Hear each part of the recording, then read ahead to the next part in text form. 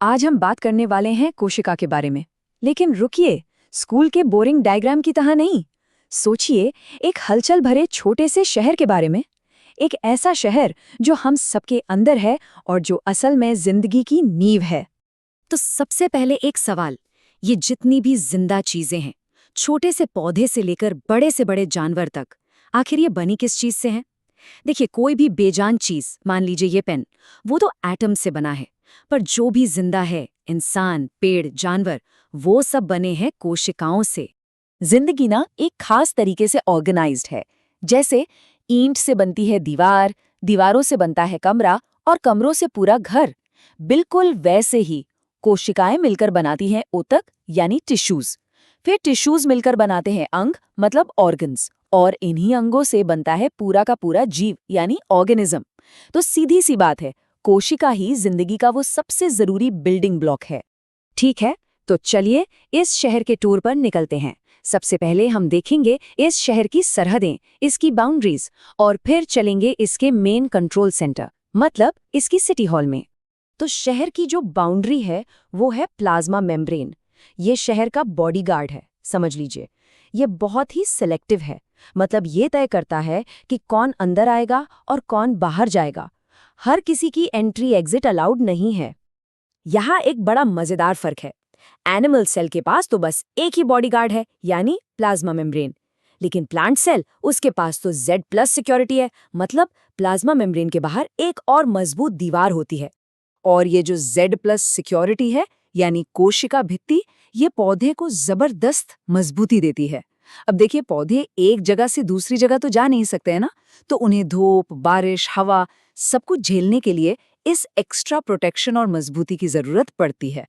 चलिए अब शहर के अंदर चलते हैं सीधा इसके सिटी हॉल में। और ये सिटी हॉल है न्यूक्लियस। ये पूरे ऑपरेशन का दिमाग है। कोशिका को क्या करना है, कैसे करना है, इसका सारा मास्टर प्लान यहीं रखा है। तो इस सिटी हॉल के अंदर क्या है? इसके अंदर है DNA। ये है शहर का मास्टर ब्लूप्रिंट, जिसमें सारे इंस्ट्रक्शंस लिखे हैं। ज्यादातर टाइम ये DNA एक उलझे हुए धागे की तरह पड़ा रहता है, जिसे हम क्रोमैटिन कहते हैं। लेकिन जब शहर को बड़ा होना होता है, मतलब जब कोशिका को डिवाइड होना होता है, तो यही धागा कसकर पैक हो जाता है और बन जाता है क्रोमोसोम।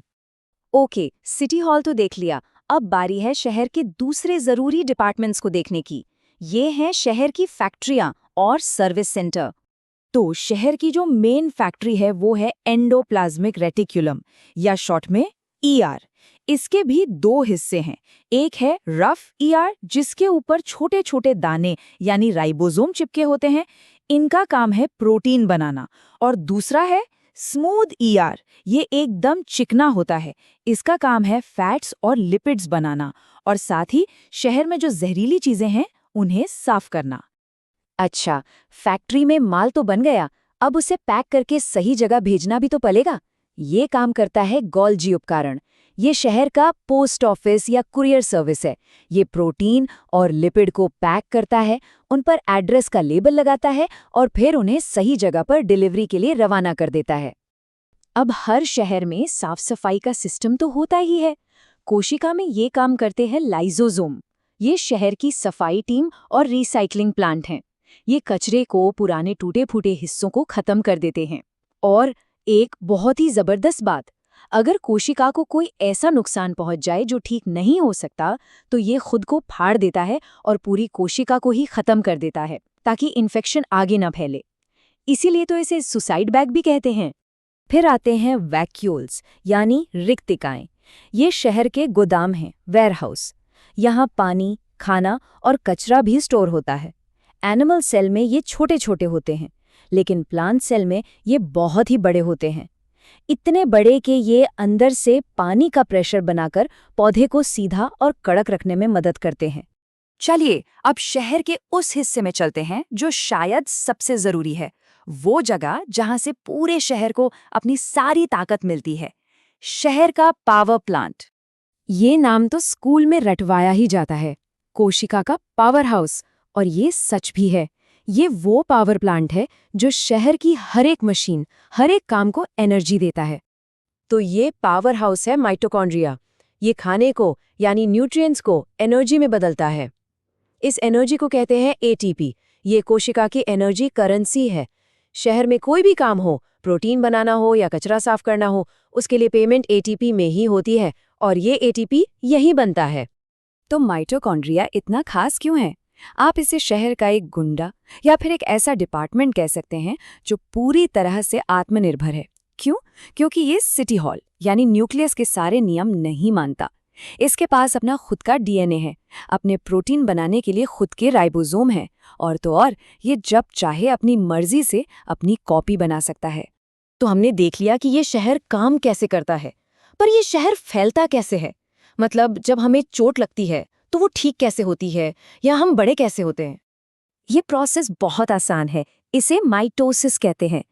एक पेरेंट सेल मतलब जो असली शहर है, वो सबसे पहले अपने ब्लूप्रिंट यानी डीएनए की हूबहू एक कॉपी बनाता है। फिर वो बीच से 2 हिस्सों में बंट जाता है और बस बन गए 2 एक जैसे शहर। इसी तरह हमारा शरीर बढ़ता है और अपनी मरम्मत करता है। तो असल में हर एक कोशिका एक छोटा सा चमत्कार है, एक ऐसा आत्मनिर्भर खुद की कॉपी बनाने वाला शहर जो बिना रुके चुपचाप जिंदगी को बनाने और चलाने का काम करता है। और ये सब हमें एक बहुत ही दिलचस्प सवाल पर लाकर छोड़ देता है। सोचिए, अगर हर कोशिका के पास एक ही मास्टर ब्लूप्रिंट यानी एक ही डीएनए है, तो ऐसा कैसे होता है कि कोई कोशिका दिमाग का हिस्सा बन जाती है तो कोई दिल का? कैसे तय होता है कि किस शहर को क्या बनना है? इस पर सोचिएगा।